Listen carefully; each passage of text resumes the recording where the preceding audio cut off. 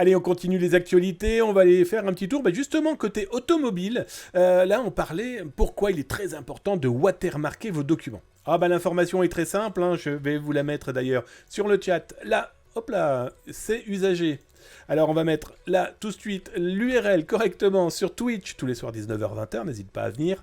L'article est là tout de suite en live, tu pourras le lire tranquillement ensuite et on va en parler là maintenant si tu le souhaites.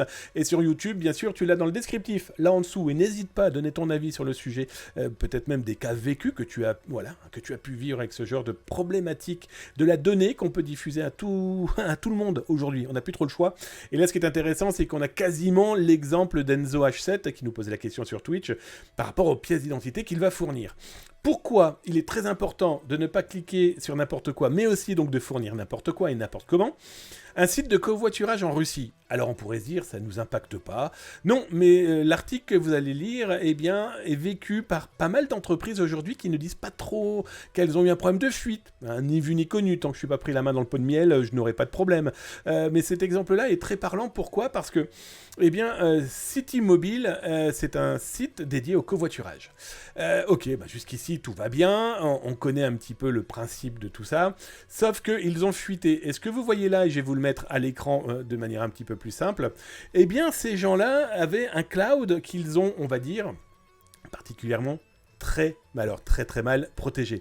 Parce que d'abord, il faut savoir que les liens qui renvoyaient sur quoi, ça renvoyait directement sur tous les documents qu'avaient fournis les conducteurs de ce site de covoiturage. Et donc là, comme on peut le voir, ce qui est très intéressant, c'est que j'ai bien l'impression, par rapport au sol, par rapport aux doigts, que c'est souvent des chauffeurs qui venaient dans l'agence, et puis on prenait la photo, voilà, clic, c'est bon, je l'ai fait avec mon téléphone portable, tout va bien. Ou alors, c'est les gens qui leur envoyaient, mais là, il est hors de question de les envoyer comme ça, vos documents, j'ai très honnête avec vous, en noir et blanc. Avec ce fameux filigrane, avec cette fameuse information de « je fournis ce document scanné à telle entreprise ». Et puis de coup, vous barrez ça, deux petits traits, pouf, de manière à ce que si quelqu'un le pique, un pirate informatique, ou que c'est perdu, ou que c'est oublié dans un cloud quel qu'il soit, vous ne vous retrouviez pas avec vos documents qui pourraient servir potentiellement à une usurpation d'identité. La problématique en plus de ce cas-là, c'est que c'est un pirate informatique qui a clairement expliqué qu'il en avait plein d'autres, mais pas que du russe. Non, regardez. Là, il propose aussi de l'italien et du français. Alors là, il ne le dit pas très clairement, on s'en doute, la fuite très précise de documents qu'il propose. Là, il en propose 10 000 de 100% valides. Donc, il a proposé des exemples de preuves. C'est plutôt problématique. Alors là, on voit qu'il y a des photos, il y a des PDF. Voilà, le moindre document que vous pouvez fournir comme ce cas-là, par exemple, comme on a pu le voir avec cette société de covoiturage, plus tout ce que j'ai déjà pu vous montrer.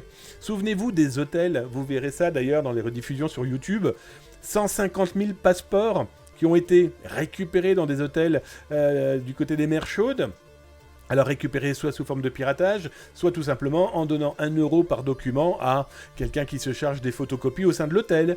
S'il en a 150 000 à 1 euro pièce, ça lui fait quand même plus que du beurre dans les épinards, on est bien d'accord? Donc voilà, clairement, on se protège comment? Noir et blanc, basse def, filigrane, notez à qui vous fournissez le document et à quelle date, puis cachez un petit élément dans ce document que seul vous allez véritablement connaître le pourquoi. Une petite étoile, 3 petits points, peu importe. Mais l'idée, c'est de se dire que si jamais ça fuite, véritablement, vous savez la source, cette primo-source. Parce qu'après, il va falloir vous défendre. Il va falloir déposer plainte. Et puis, il va falloir trouver le coupable qui n'a pas bien protégé vos données.